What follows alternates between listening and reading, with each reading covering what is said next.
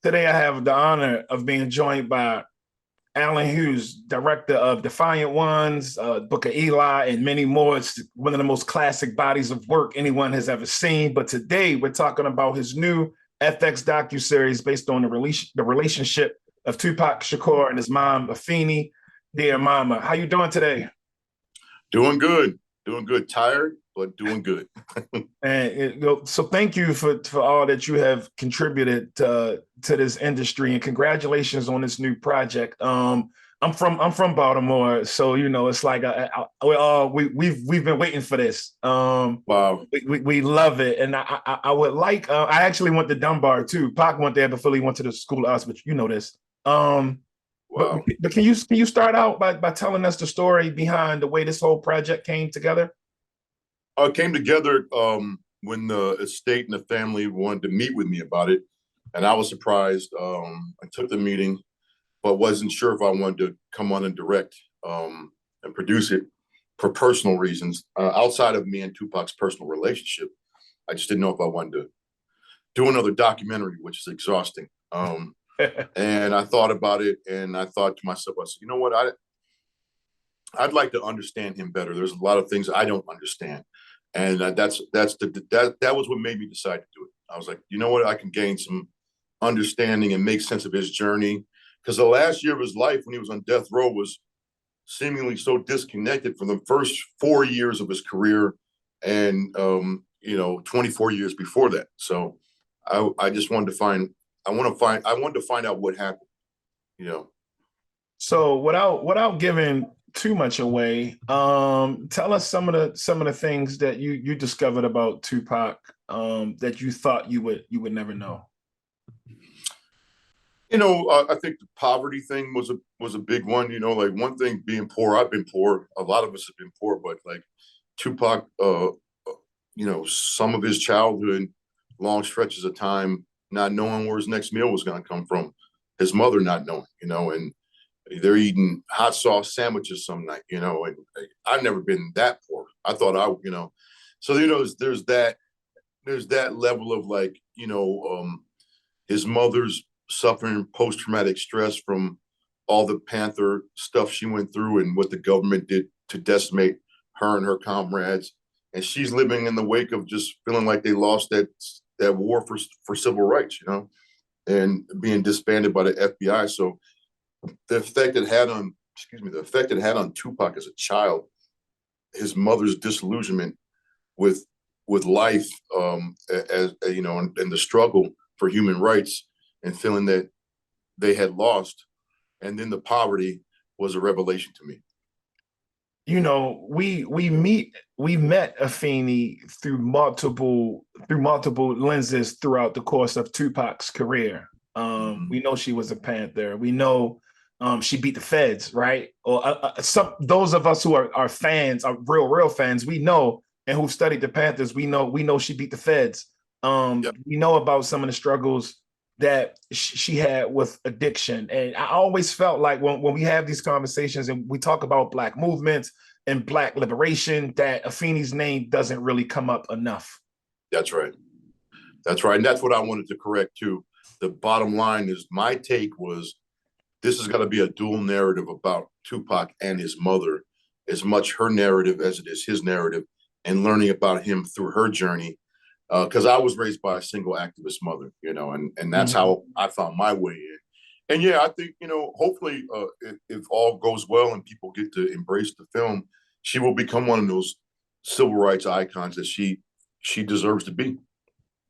No, I definitely think that people are going to love this. You did an amazing job, and one of the things that um just caused me to think so much while looking at the project was how Ak and Afeni, Miss Shakur, they were both such fascinating characters. And in the work, I'm constantly thinking about masculinity and its role in mother and son relationships, and then how that translates into the way we as men interact with women in general. Maybe you can talk about how Afeni prepared Tupac for those challenges. I think it was interesting because, Afeni obviously was in the forefront of the civil rights movement, my mother was a women's rights activist, and a radical feminist. So I'm wired as a feminist. So when we talk about these modern terms, toxic masculinity and all that, and then you talk about young Black boys that don't have fathers. You know, I didn't have my father in my life. So you need to look at that. One thing that struck me about Tupac and Afeni's relationship, she was, you know, women tend to be more in touch with their emotions than men. We know that, and that's what men need to learn more of. And women aren't as guarded with their mouths as men have learned to be for some repress their true feelings, right? I think Tupac came up in a house not only with you know, a woman that was intelligent, but a woman that spoke her mind like my mother did. My mother didn't hold her tongue. That's a whole nother type of woman that just, you know, like, and is sharp, like will eviscerate you. Mm-hmm. Unfortunately for the young boys that are raised by women like that, you might need a father to go, hey, yo, listen, maybe you shouldn't say all that out there. You know, that's kind of where the father comes in. You know, a traditional father comes in, right? And I think when you look at Tupac and the way he would pop off, that's Afeni. You know, that's what she taught him too. That's what she taught him. She taught him, don't bite your tongue for no one. Don't bend knee for no. Yep. He ain't bite it at all. He No, ain't bite it at all. I think he reinvented it. He reinvented it. You know. You know, I played my nephew and them some of the old Pac stuff, and they had a Jay-Z died too, and fuck you, LL, I rock your motherfucking bells. I'm like, they like, whoa, whoa, whoa. I'm like, nah, Pac, he was different. Yeah, he was different. He talked shit well. Niggas looking like Larry Holmes, flabby as shit. No, Larry Holmes, look, Larry Holmes probably was home with his earphones like, that's exactly the fuck right. I do. That's exactly right. I mean, but also a young buck just disrespecting the OGs. Like that had been unheard of. So I don't think it's hot, but he did it so well, you felt it. Yeah, but ways to channel that passion. You know, I know you said you didn't really want to do another documentary, but this one just felt like something you had to do. Could you talk about that research process? Yeah, I mean, you just, you know, you have to start meeting people. How many did you get to see a couple episodes? Yeah, I got up to 3. Oh, great. Oh, wait, brace yourself. Brace yourself. Because the nucleus of the whole story, the thesis is in part 4 in Baltimore for both him and his mother. So there's a lot about that I didn't know, but the research into to your question about like going into this, it's just like sitting down with the family and the friends, finding people that hadn't gone on camera. We have a handful of people that have never been on camera that were very close to both of them. Sitting and talking with Panther veterans, OGs that are like in their 70s and 80s that were like right there. They sent me 3. If they would have sent me 4. Oh, we're gonna get you with the 4 or 5. I'm not done mixing it and all that stuff and putting the right score, but you'll see. But yeah, that's the process. It's just trying to tell the story and discover things about the journey that we don't know, and making it about seeing the whole thing through the prism of their relationship only, even if it had to do with the quad shootings or anything famous like incidents, even when it came to me. You know, like, how does this relate to his mother? And how does his mother relate to this and their journey? That's how I decided to tell the story. So we're not going back and relitigating all his so-called crimes and legal dramas and you know, firestorms and shootouts. And you know, I don't care what cops say. I don't care what journalists have to say. I care about what the people that were there when it happened, and gaining an understanding of how it affected him, what went into, what was he thinking, where was he at psychologically and emotionally, and what was his mother dealing with at the time. You know, my city is such a weird place because I remember I got an older cousin named Terrell that used to live up on 41st Street. He used to be with Mouse and Tupac. And oh, wow. And he used to always, you know, he used to tell us like, yeah, yo, it's this kid from New York down here, you know, he's going to be a rapper. But it was no, like, Baltimore didn't really have anybody that was popular as a rapper. We only looked up the street guys. We didn't look up the people who, like, if you were rapping, we thought you were like a joke. That was like something in New York that was a whole other universal way. So you know, That makes sense.